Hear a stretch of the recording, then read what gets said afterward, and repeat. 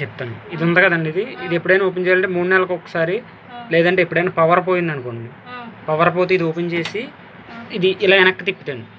వెనక్కి ఇలా వెనక్కి తిప్పితే ఓపెన్ అయిపోతుందండి. ఓపెన్ అయిపోయి లోపల ఉన్న వాటర్ అంతా బయటకు వచ్చేస్తుందండి.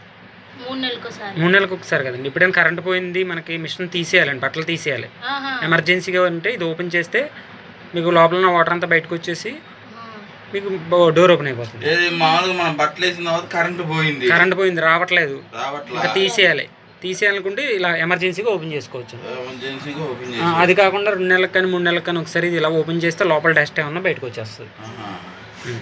ఇది అస్తమానం చేయకండి, ఎప్పుడైనా ఎమర్జెన్సీ అంతే.